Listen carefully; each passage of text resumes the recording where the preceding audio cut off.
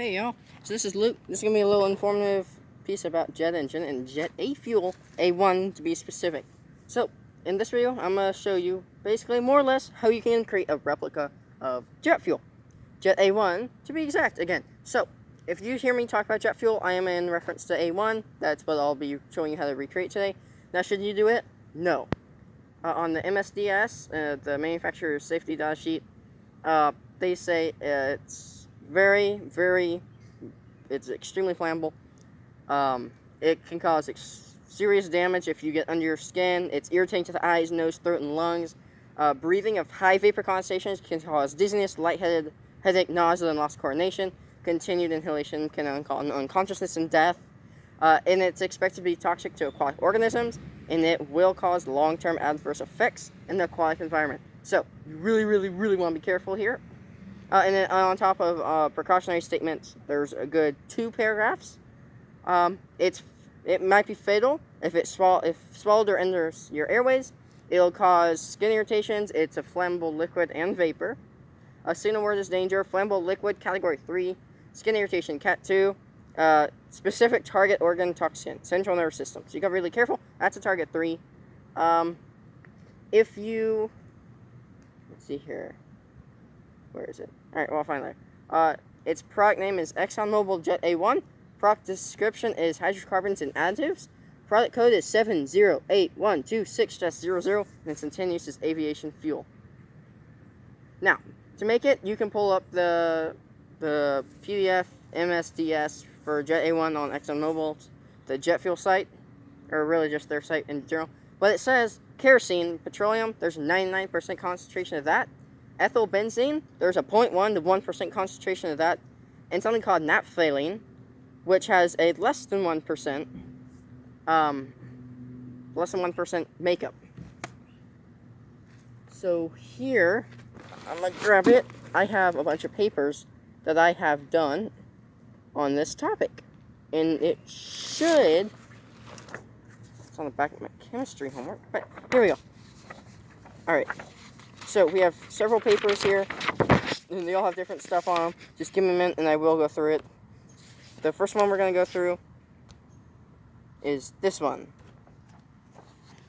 So as you can see, we have a couple equations up here for determining it. So I said for a 100-gram batch of Jet A1, we're going to need 98.9 grams of kerosene, 1.0, give or take, grams of ethyl benzene, and 0.1 grams of naphthalene. And to make 1.066 liters of Jet A1 fuel, I did 1 liter because it's a lot easier to figure out. There's about 3.78 liters in the gallon. So if you want to make a gallon, do some math. Just, I think you multiply by that. So in order to make 1 gallon of it, this is for a gallon.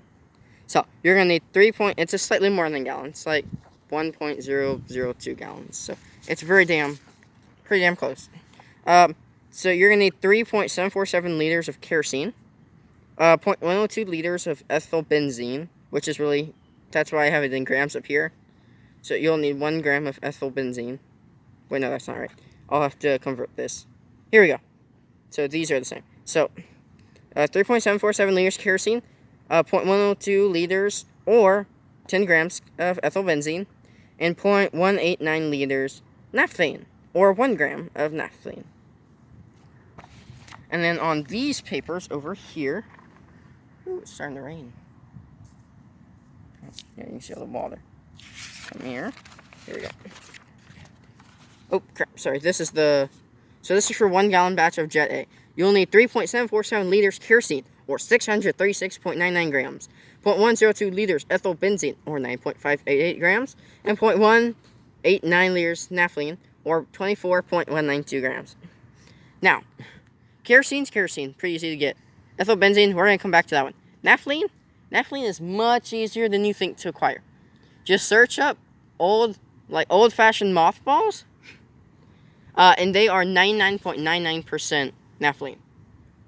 So, naphthalene is a very cool liquid. Oh, actually, it's a solid. So, this is what it looks like when it comes. It's cool. It's actually a ball. However, I packaged it back up in this because it kind of stinks. It's got a very peculiar smell. So this is the ball of naphthalene. It's a white crystal. It's not going to focus, is it? There we go. I don't know if you can see it, but it is a crystal. If you rub it, you'll get crystals on your hand. So it's kind of a cool little thing. It stinks really badly. And I got 3.5 pounds of these for a little under $10. So very, very affordable. These are each, I'd say 4 or 5 grams each. 5 to 10. It depends how much one you get. I have tiny ones that are a couple grams each, and then they also gave me a big ball for some reason that's like almost 60 grams. So depends on what size you get. Just weigh it at home. So because it comes in this format, you're gonna want to crush it up and stir it into your kerosene, and that's gonna be a different video because there is a specific way you have to do it, and you have to be careful because both of these are not only toxic but, well, kerosene's flammable. This stuff isn't particularly. Ethylbenzene, however, little harder to get. If you don't mind spending a little bit of money, you can get 30 grams of it, pretty damn pure, off Flynn Scientifics or Amazon or any of those, or eBay's a great one, for about $30 or $40. And so for a 1 gallon, you'll need 9.5 A8 grams. So you can make about 3 gallons with 30 grams. You can make a little bit more. But the kerosene's going to be fairly expensive, especially in today's market.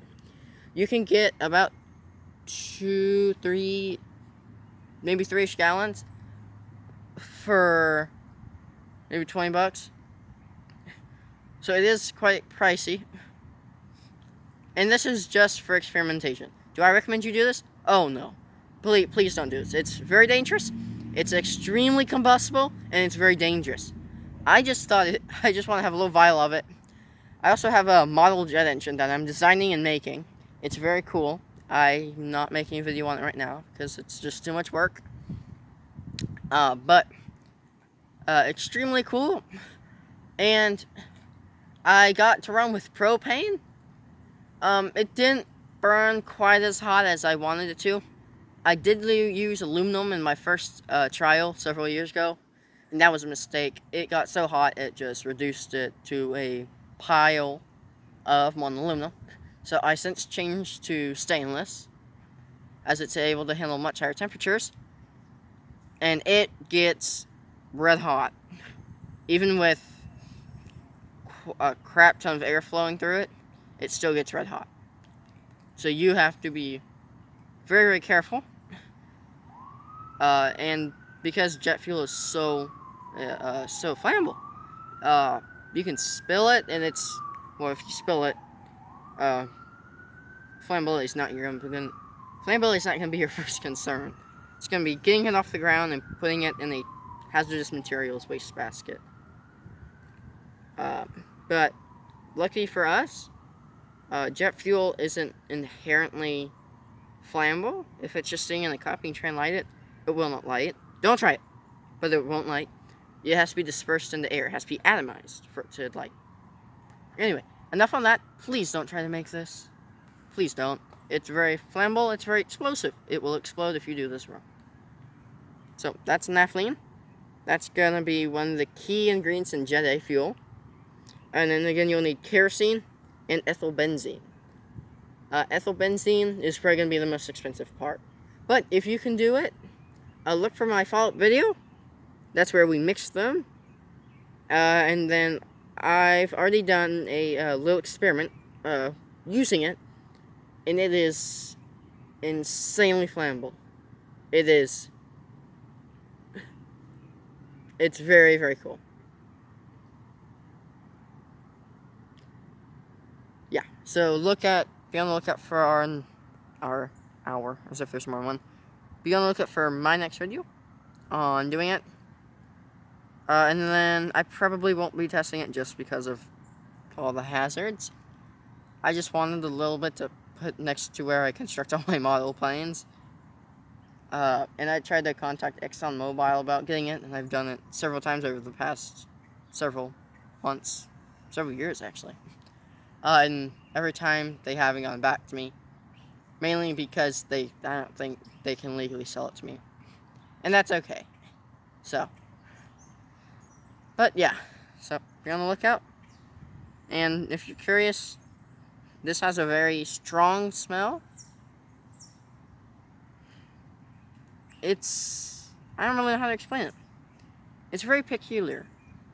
It smells kind of like a cleaning agent, but it smells better than the cleaning agent. It's like Fabuloso, but if they added like fresh linen scent to it, and then maybe a more sour, like some citric acid scent to it, and maybe some acetic acid, which is vinegar. Well, acetic acid's dilute vinegar. Well, dilute acetic acid's vinegar. And a couple other things. But yeah, be on the lookout, and I'll see you then. Peace.